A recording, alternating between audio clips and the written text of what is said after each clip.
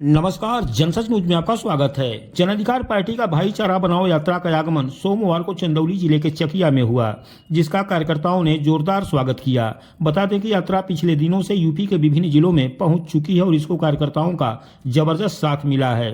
चकिया में भाईचारा बनाओ यात्रा का नेतृत्व पार्टी की राष्ट्रीय अध्यक्ष शिवकन्या कुशवाहा ने किया। साथ ही समाजवादी पार्टी के राउटर्सगंज सांसद छोटेलाल खरवार ने यात्रा को 4 चांद लगाया। इस दौरान गांधी पार्क तिराहे पर हुई एक छोटी सी सभा में कार्यकर्ताओं को शिवकन्या कुशवाहा और सांसद छोटेलाल खरवार ने संबोधित किया। इस मौके पर पार्टी के सैकड़ों कार्यकर्ता व पदाधिकारी मौजूद रहे। आप सभी को मालूम है कि हमारा देश को आजाद हुए लगभग 75 वर्ष हो गए, उससे भी ज्यादा, परंतु आज तक संविधान पूरी तरह से लागू नहीं हुआ। अगर पूरी तरह से लागू होता तो देश में जाति जनगणना कराई जाती और उसी के आधार पर जितनी भागीदारी है उनको उसका अधिकार दिया जाता, हमारे बच्चों को समान शिक्षा दी जाती और समान जनसंख्या के अनुसार सबको भागीदारी हिस्सेदारी मिलती। लेकिन आज तक देश में ऐसा नहीं हुआ। ये जो सरकारें हैं वो संविधान को खत्म कर देना चाहती हैं। जब से देश आजाद हुआ हमें वोट डालने का अधिकार मिला, तब से लेकर आज तक हम लोग सिर्फ वोट डालते आ रहे हैं और वोट डालकर इनकी सरकार बनाते आ रहे हैं। परंतु हमारे बच्चे जो पढ़े लिखे बच्चे हैं वो भी बेरोजगार घूम रहे हैं, क्योंकि इन्होंने नौकरियों का साधन खत्म कर दिया है। जो भी वैकेंसियाँ थी वो भी खत्म कर दिया है। और हमारा नारा है जिसकी जितनी संख्या भारी उसकी इतनी हिस्सेदारी, गरीब हो या हो धनवान सबकी शिक्षा एक समान।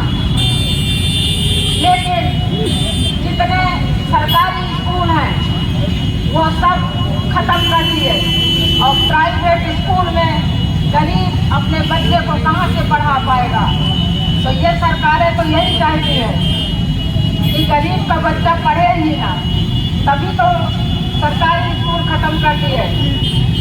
और जो हमारे शिक्षा समान है, तो चाहे वो गरीब का बच्चा हो चाहे अमीर का बच्चा हो, उसका चाहे वो सरकारी स्कूल में पढ़े, सीबीएसई बोर्ड में पढ़े या चाहे गरीब का बच्चा यूपी बोर्ड में पढ़े, लेकिन उसकी किताबें एक होनी चाहिए, पाठ्यक्रम एक होना चाहिए। गरीब का बच्चा काटपट्टी में बैठ कर पढ़ लेगा, अमीर का बच्चा तो सोफे में बैठ कर पढ़ लेगा, लेकिन उसका जो सिलेबस हो वो एक होना चाहिए। जब हमारा बच्चा किसी एग्जाम में बैठे तो ये ना कहे कि ये तो मैंने पढ़ा ही नहीं है, क्योंकि ऐसे ही होता चला आ रहा है। और आजकल अगर परीक्षा में बच्चा पास भी हो जाता है तो इंटरव्यू में फेल कर दिया जाता है, क्योंकि आजकल तो जाति देखकर सिलेक्शन होता है। तो ये सभी को मालूम है ना कि जाति देखकर सिलेक्शन होता है। हमारा बच्चा निकाल भी लेता है, परीक्षा में पास भी हो जाता है, फिर भी उसको फेल कर दिया जाता है। तो जन अधिकार पार्टी चाहती है कि सबका पाठ्यक्रम एक हो और समान रूप से शिक्षा प्राप्त हो। और देश में जाति जनगणना के आधार पर जिसकी जितनी आबादी है, चाहे वो हमारे पिछड़े दलित अल्पसंख्यक जो भी भाई हैं, सबकी आबादी के अनुसार उनको हक और हिस्सेदारी दिया जाए, चाहे वो सरकारी नौकरियां हो, चाहे प्राइवेट सेक्टर हो, चाहे जंगल जमीन हो, सब में बराबर की हिस्सेदारी दिया जाए। और हमारे जन अधिकार पार्टी के संस्थापक कहते हैं कि देश में संविधान को पूरी तरह से लागू किया जाए और जाति जनगणना कराई जाए और उसी के आधार पर धनराशि और राजपाट में समान रूप से हिस्सेदारी भागीदारी दिया जाए। अगर ये आप लोग भाईचारा नहीं बनाएंगे तो ये सारे हक अधिकार नहीं मिलेंगे। हम लोग भाईचारा बनाकर इसलिए निकले हैं कि हमारे जो गरीब है, पिछड़े हैं, दलित है, अल्पसंख्यक है, आदिवासी हैं, जो हम लोग विभिन्न जातियों में बटे हुए लोग हैं, वो सब जब एकजुट हो जाएंगे तो अपना वोट एक जगह डालेंगे और अपनी सरकार बनाएंगे। क्योंकि अगर हम ऐसा नहीं करेंगे तो हमारी पीढ़ी दर पीढ़ी और पिछड़ती जाएगी और ये सरकारें यही चाहती है कि इन लोगों का पूजा पाठ के नाम पर, गाय माता के नाम पर हिंदू मुसलमान करके लड़ाकर हमारा वोट लेकर शासन सत्ता में राज करते रहे और हम लोग इसी तरह पीछे चले जाते रहे, पीछे चले जाएंगे सब लोग।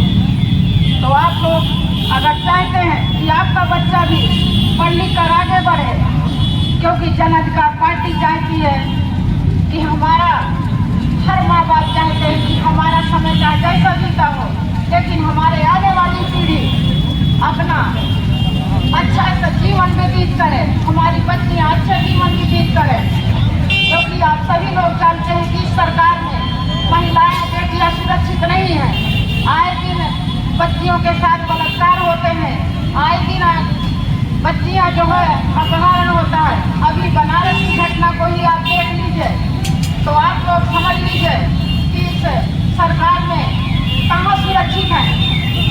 अगर आप लोग चाहते हैं कि आप लोग भाईचारा बनाकर अपने बच्चों को रोटी रोजगार देना चाहते हैं तो जो वोट उनको देते हैं वो वोट लेकर आप लोग अपना जन अधिकार पार्टी का प्रत्याशी चुनकर जन अधिकार पार्टी की सरकार बनाइए और उसको शासन सत्ता में पहुंचाइए, जो अपने बच्चों के हक अधिकार की बात करे, शिक्षा, स्वास्थ्य, रोजगार की बात करे।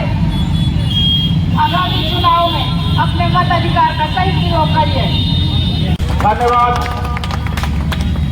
माननीय संचालन कर रहे महोदय, जन अधिकार पार्टी के हमारे राष्ट्रीय अध्यक्ष शिव कन्या कुशवाहा जी, जो उत्तर प्रदेश के कई जिलों के कोने से हर जिला में यह जन अधिकार पार्टी का रथ यात्रा जो चल रहा है, भाईचारा समिति बनाओ और सबको जोड़ो, सभी समाज को जोड़ो। जिस प्रकार से आप देखे हैं हमारे मंच पर नाम लेंगे तो समय ज़्यादा जाएगा, लेकिन हमारे भाई मित्र हैं, मधीश मौर्य जी हैं, जन अधिकार पार्टी के प्रदेश अध्यक्ष जी हैं, राष्ट्रीय महासचिव जी हैं, बनारस के जन अधिकार पार्टी के पदाधिकारी हैं, इस पूर्वांचल के जन अधिकार पार्टी के पदाधिकारी हैं, इस चकिया विधानसभा के जन अधिकार पार्टी के पदाधिकारी हैं।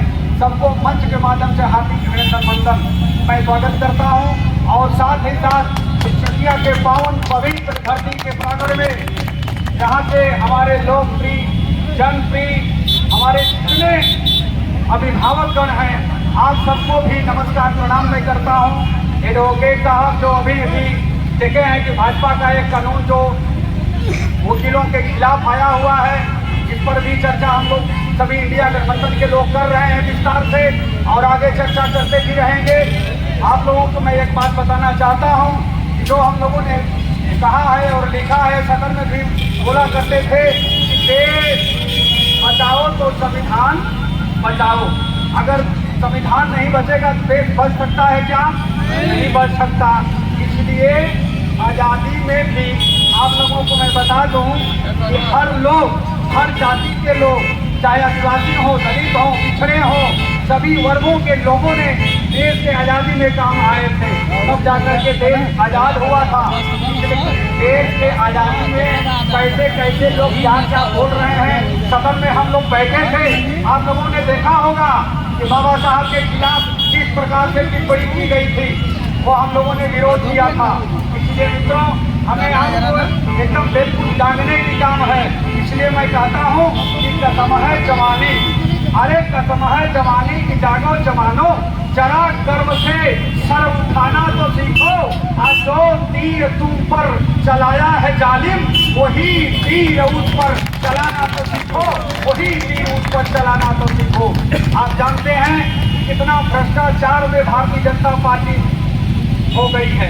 देख रहे हैं कि कौनों भी एक कार हो, जनता की कोई सुनवाई नहीं है। थाना से लेकर के कचहरी से लेकर के अभी अभी तो कानून एक आ रहा है, वकीलों के खिलाफ आ रहा है। ऐसे ऐसे अन्याय काम भारतीय जनता पार्टी कर रही है।